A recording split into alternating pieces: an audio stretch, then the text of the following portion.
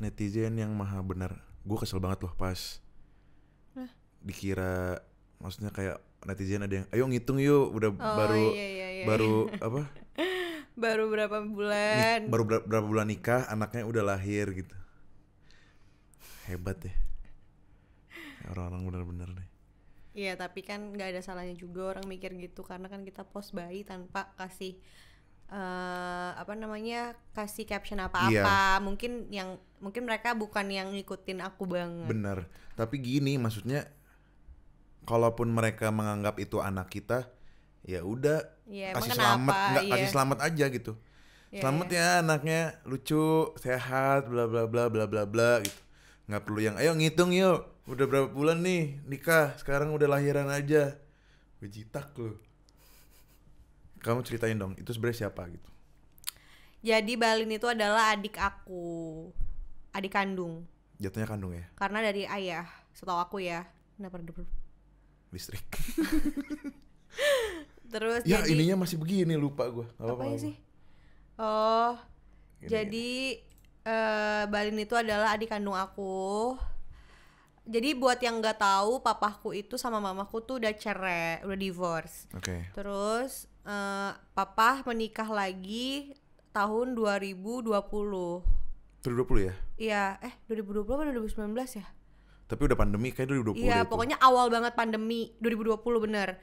Awal pandemi banget, papa menikah lagi sama almarhumah Tante Wulan. Wulan gitu kan.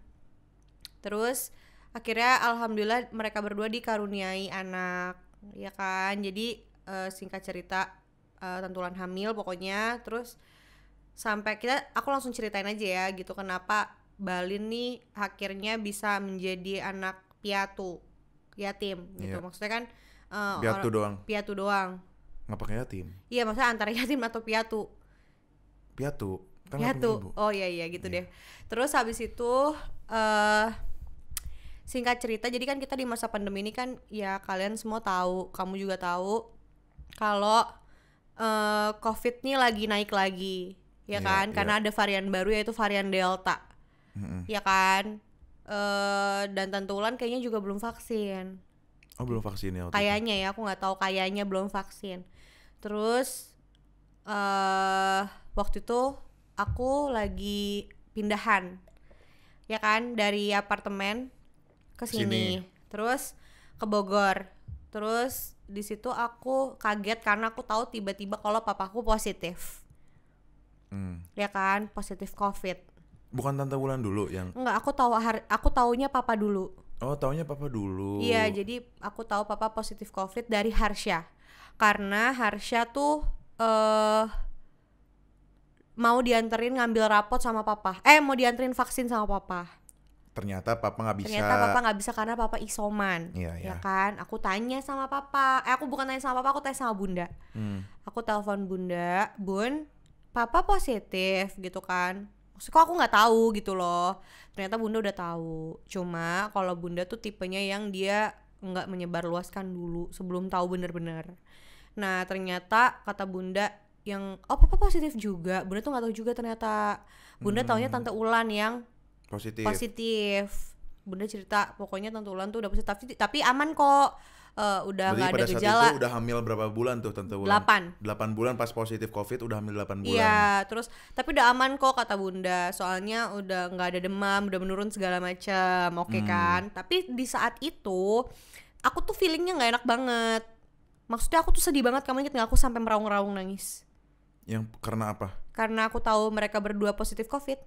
Papa sama Tante Wulan. Iya. Nangis banget. Terus aku tuh nggak enak feelingnya. Terus sampai akhirnya aku beliin papaku pizza karena kan mereka pisah rumah kan.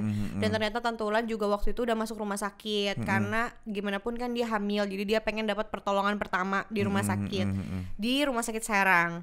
Terus aku beliin papaku makan segala macam, beliin buat ngecek saturasi, oximeter segala macam, sampai akhirnya tiba-tiba aku ditelepon lagi sama bunda besoknya kalau Tante Wulan itu ternyata saturasinya 70, which is itu rendah banget. Karena kan normalnya 95. Mm-mm. Kita di bawah 95 aja sebenarnya udah Kamu harus. kok ngap gitu sih ceritanya? Karena ini udah episode 3. Gue udah ngomong terus dari tadi. Terus jadi lupa.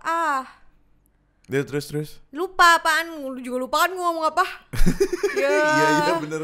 Pokoknya Tantulan tuh saturasinya 70. 70. Normalnya 95 dan kalau udah di bawah 95 tuh kita udah ngerasain sesek. Oh gitu ya? Ya nggak tahu katanya gitu. Aku kan belum pernah, alhamdulillah semoga nggak pernah. Terus abis itu intinya karena papaku tuh susah dihubungin, karena papa tuh tipe yang kalau diajak ngomong pasti papa mellow, dan kalau orang sedih kan jadi tidak bisa berpikir kan, jadi papa memilih untuk tidak banyak ngomong dulu saat itu. Mungkin gitu ya. Terus habis itu sampai akhirnya the day anaknya lahir. Harus dilahirkan. Tiba-tiba bunda telepon kalau Balin harus dilahirkan segera karena saturasinya Tantulan 70. Oke. Nah jadi Tantulan sesek. Maksudnya karena Tantulan kekurangan oksigen, jadi Balin juga kekurangan oksigen. Setahu aku gitu ya. Maaf kalau aku salah. Terus karena Balin kekurangan oksigen waktu itu, Balin dilahirin, dan aku baru tahu juga di sini kalau Balin tuh pas dilahirin dia sempet gak bisa nafas. Oh gitu. Makanya dia dikasih oksigen. Ya karena kan ibunya mungkin kekurangan oksigen. Oke. Makanya dia sempat masuk ICU si Balin. Tantulan dan ICU sama NICU sama nggak beda? tahu deh. NICU, pokoknya dia masuk NICU. Oke. Si Balin karena mungkin ya dia prematur. Dan aku juga baru tahu kalau ternyata Tantulan tuh sampai pasang ventilator. Nah di situ aku tuh udah feeling nggak enak karena menurut aku kalau masuk NICU pasti ada apa-apa. Kalau kok Tantulan nggak bangun-bangun gitu loh, maksudnya kan meskipun berarti dia sesar. Berarti pada saat dia sudah proses melahirkan dia udah nggak sadar tuh. Aku nggak ngerti, itu tuh informasinya masih kurang jelas. Pokoknya intinya Tantulan tuh dibius total. Terus nggak sadar-sadar, dan aku WA juga nggak dibalas-balas. Maksudnya kayak kok melahirkan seharusnya kan dibiusnya maksudnya biusnya kan bius apa tuh setengah itu loh, yang nggak seluruh, yang sampai kita nggak sadar kan, bukan itu kan, yang cuma setengah badan aja kita masih sadar gitu. Kok Tantulan nggak sadar gitu, dan ternyata Tantulan dimasukin ventilator. Nah terus habis itu aku udah feeling nggak enak aja. Maksud aku cuma berdoa aja kan, sampai akhirnya 2 hari setelah itu pagi-pagi. Berarti gini, kalau nggak salah Balin 6 Juli ya? Iya. 6 Juli ya, berarti 8 Juli Tantulan almarhumah meninggal. Aku pagi-pagi tuh itu aku ingat banget sih, itu bener-bener gila. Gue karena pagi-pagi di telepon bunda kan kamu, terus awalnya Yanda yang ngomong, gue inget banget tuh, Kak, Yanda suaranya berusaha untuk tidak panik. Iya, Yanda nanya dulu, kok handphonenya nggak dimatiin gitu. Iya. Kak, lagi ngapain, baru bangun tidur gitu ya? Kok handphonenya nggak dimatiin? Terus kamu bilang apa? Aku emang nggak pernah matiin handphone, kalau tidur takut urgent, aku bilang gitu. Oke. Terus nih bunda nih, nah. Iya. Kak, gimana bunda ngomongnya? Kak, yang tabah ya, Tantulan udah nggak ada gitu. Iya itu. Aku karena bangun tidur aku belum nangis tuh di situ. Tapi kamu udah nangis tuh? Hampir. Hampir ya, karena dengar Oma ya? Iya. Oma nangis gitu kencang banget kan, kedengeran. Ya Tantulan udah nggak ada segala macam. Aku kan cuma astagfirullah, aku cuma gitu doang kan, karena bangun tidur. Terus ya Allah gitu. Terus gimana? Papa di mana? Papa udah on the way rumah sakit. Iya. Ya Allah, terus gimana bun gitu kan. Akhirnya segala macam nggak ada penjelasan dari bunda juga. Akhirnya aku ke apartemen bunda ya kan. Aku nyamperin Oma untuk nguatin Oma. Iya. Terus di saat kita datang Oma juga masih nangis ya. Ya masih itulah. Ya masih kayak kita papa deh. Kita datang gitu. nangis lagi. Iya, kasihan papa, gimana papa, ya Allah gitu doang kan. Terus habis itu sampai akhirnya kita bisa ikut ngelihat proses pemakaman meskipun nggak kelihatan karena kita di mobil doang. Dan itu posisinya kealangan apa ya, ada gapura karena, ada apa, karena mobil Yanda nggak bisa masuk soalnya kan pendek Alphard kan, dan itu agak curam jadi nggak bisa masuk lah gitu. Benar. Jadi kita cuma dada-dada dari jauh sama papa karena papa positif juga. Itu sedih banget sih. Kalau yang udah lihat pasti ngelihatnya ikut nangis. Karena itu sedih banget. Kita Sedih cuma banget. papa yang sabar ya papa gitu. Terus apalagi sih? Iya, itu jadi pertemuannya tuh ada 2 kali ya. Ada yang pertama ketemu, ada yang pamit sama papa. Iya Ingat iya gak? iya iya. Iya kan? Yang pertama ketemu tuh nangis banget. Yang Aku pertama sampai ketemu, nggak ngomong. gila itu gua ngeliat raut muka papa tuh sedih banget sampai gua nggak bisa ngomong. Aku juga nggak bisa ngomong. Aku tuh nggak bisa sampai akhir, malah maksudnya sampai pamit gue tuh nggak bisa ngomong yang Papa Doni yang kuat ya gitu. Iya. Gue nggak bisa. Aku tuh cuma kesebut papa, cuma gitu Sama doang. aku Papa Doni udah gitu doang. Iya, mau ngomong yang sabarnya tuh nggak keluar. Iya, Saking karena kita gua- nangisnya. Aduh nggak tahu deh karena Iya. Terus di situ papa ngomong, "Mami," kan oma yang ini kan, yang kencang nangisnya. "Mami, Doni izin sholatin Wulan dulu ya." Itu gue pecah banget sih. Aku jarang lihat papa aku pernah lihat papa sedih waktu divorce sama mama, sampai nangis, sampai aku sama bunda ikutan nangis, tapi aku nggak pernah lihat papa sepatah hati itu. ya Maksudnya mungkin ya berarti itu cinta sejatinya. Iya. Dia kehilangan cinta sejatinya yang bikin dia tapi tetap harus kuat karena Iya. dia juga karena cinta sejatinya baru saja melahirkan anaknya. Iya. Gitu kan. Udah dari situ kita cuma bisa ngelihat papa dari jauh, nangis ngelihat papa dari jauh. Sampai akhirnya 3 minggu setelah itu kemarin Balin bisa pulang. Iya baru kemarin Baru ya. kemarin karena Balin tuh karena prematur mungkin, jadi dokter menyarankan untuk Balin Stay dulu di rumah sakit sampai keadaannya stabil gitu. Terus karena ya mungkin bayi Kita jemput prematur juga ya. ya, karena bayi prematur kan belum sempurna mungkin gitu. Tapi ganteng banget. Ganteng banget, bule banget. Iya, bule banget, ganteng banget, lovable banget. Iya. Terus Awal-awal jarang nangis ya. iya iya. Tapi sekarang kita di story Bunda, Iya. Yanda udah lumayan sering Tapi itu nangis. sebenarnya jarang, karena dia jarang nangis, setiap nangis di storyin sama bunda. Oh gitu. Iya. Ya. Terus akhirnya kita kemarin menjemput Balin dari rumah sakit. Itu yang ikut banyak ya, ada Oma, ada Aca, ada adik aku Harsha, terus ada Edgar, anaknya almarhumah yang pertama. Terus ada papa, ada bunda juga. Ada temannya Taulan juga ya. Iya.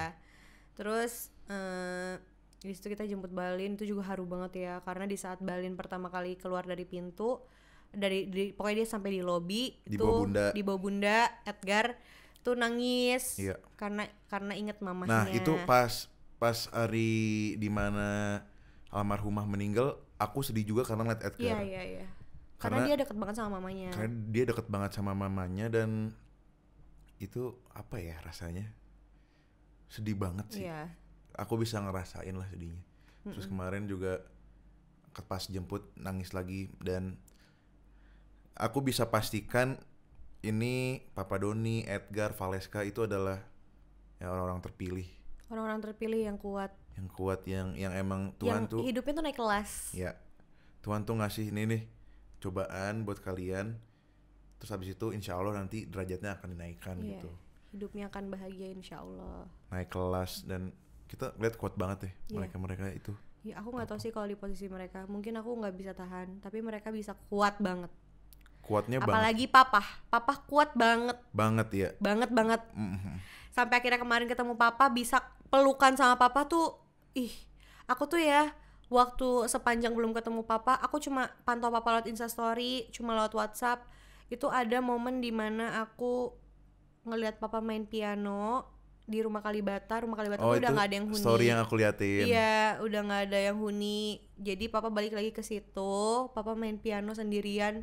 Itu aku pecah banget sih nangisnya, ya kan? Parah nangisnya. Nangisnya parah banget. Maksudnya aku ngerasa kayak ya Allah, bokap gue baru nemuin pasangan hidup gitu loh. Maksudnya dia baru aja nemuin kebahagiaannya yang kita harapnya tuh temen dia sampai tua gitu loh. Kebahagiaan barunya dia, tapi dan emang gak ada yang nyangka juga. iya, dan Allah ternyata maksudnya Allah udah ambil lagi kebahagiaan. Maksudnya ya Tante Wulan berpulang gitu secepatnya. Secepat itu. Cepat itu gitu. Itu tuh yang bikin aku shock banget dan sedih banget karena ya Allah papa sendiri lagi gitu. Karena kan anak-anaknya udah besar.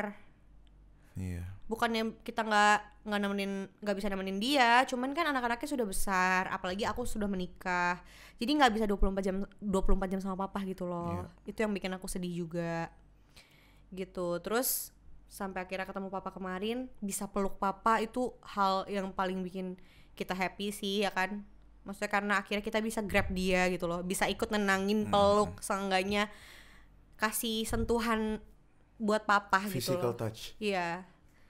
Yang kemarin-kemarin tuh kita cuma bisa virtual aja. Iya. Dari jauh aja gitu. Itu juga kemarin pecah, dan yang pecah tuh aku sama oma. Sama bunda juga sih. Bunda pas Pelukan sama mamanya Tante Ulan ya. Aku pecah banget di situ, tapi papa tuh cuman kuat banget ya. Kuat banget. Aku nggak ngerti dia dapat power dari mana. Ya dari Allah sih pastinya. Cuma aku nggak tahu itu kalau apa kamu yang dia kalau rasain. kamu pernah nonton Kiamat Sudah Dekat, itu namanya ilmu ikhlas.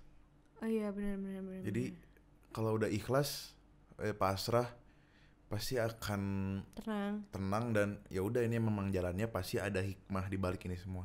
Dan pasti emang ada hikmah di balik itu semua. Aku juga yakin. Tapi mungkin nggak directly langsung nih hikmahnya, nggak gitu loh. Prosesnya kan panjang. Makanya karena pengalaman Tante Wulan itu, aku tahu ajal udah ditakdirkan gitu. Maksudnya kita udah masing-masing tuh udah ditulis gitu takdirnya. Tapi itu yang bikin aku jadi takut banget ketemu orang sekarang, ngejaga diri aku dari virus yang lagi nggak kelihatan ini beredar di mana-mana, tapi meskipun gak kelihatan dia bahaya banget buat diri kita. Terus aku juga jadi vaksin karena aku ibu hamil yang lagi banyak banget juga teman-teman kita ibu hamil yang maksudnya meninggal gitu. Ya kan, makanya karena pengalaman ini aku ingetin banget sama orang-orang terdekat aku, mau dia terima mau enggak, kalau untuk jaga diri gitu loh. Karena ini tuh real gitu loh. Ada yang bilang konspirasi, ada yang bilang endorse, ada yang bilang apa. Ini tuh aku udah ngerasain gitu loh. Aku akhirnya menjadi orang yang merasakan. Jangan sampai kalian merasakan Jangan sampai dulu. Kalian juga. Ya karena aku dulunya biasa aja sama Betul, COVID. aku juga. Tapi setelah aku mengalami banyak hal karena hal si COVID ini, aku jadi benar-benar menjaga diri. Baru kali ini menjaga diri. Dan jangan sampai kalian ikut merasakan dulu baru menjaga diri kayak aku. Makanya aku tuh selalu ngingetin orang supaya stay safe, di rumah aja. Kalau nggak kerja di rumah aja gitu loh. Dan aku juga kan kehilangan juga kemarin tuh kakaknya ayah. Terus setiap kita lihat story atau apa, pasti ada aja kan berita duka. Kalau nggak berita duka, mencari plasma, donor plasma, ya kan. Jadi atau oksigen. Iya, atau nggak tabung oksigen. Jadi apa ya? Pasti masih banyak yang berpikiran, pasti masih banyak loh yang COVID tuh nggak ada gitu. Iya, atau masih banyak yang kita tuh kuat, nggak bakal kena COVID. Betul, karena kita banyak kemarin kayak OTW mana? Serang. Iya, banyak yang nggak pakai masker. OTW Serang, OTW Bogor, itu kayak masih banyak yang nggak aware ya, nggak pakai masker. Yang harusnya pakai masker sekarang aja kita udah double maskernya ya. Mereka tuh nggak pakai. Karena dengan banyaknya kasus kayak gini tuh, aku juga parno sebenarnya. Makanya apa ya, kita bahkan memutuskan untuk nggak datang ke nikahannya Alpar sama Dira. Itu tuh benar-benar big decision.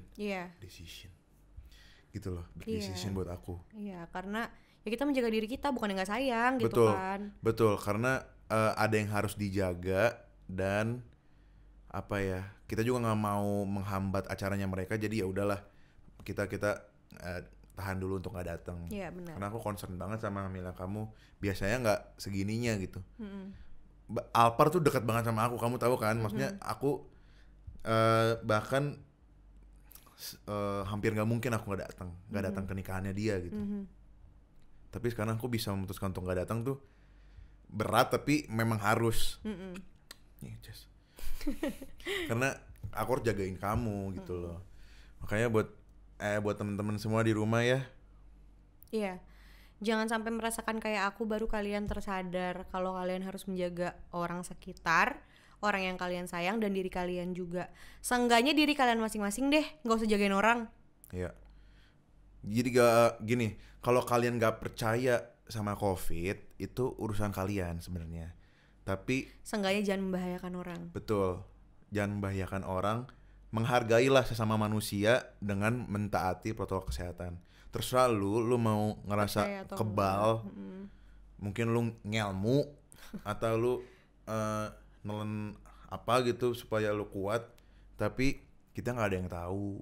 Iya. Gimana kedepannya tiba-tiba lu amit-amit gitu misalnya positif, terus Lo nggak tahu dan lu nggak aware, lu tetap nggak pakai masker, terus lu ketemu orang banyak gitu. Jadi kalau bisa jaga diri gitu. Setiap ketemu orang baru, siapapun itu, pakai masker untuk melindungi orang tersebut atau melindungi diri lo sendiri. Betul. Gitu. Bisa jadi kita tertular atau kita yang menularkan kan gitu kan. Betul. Terus harus juga curiga sama siapapun. Iya.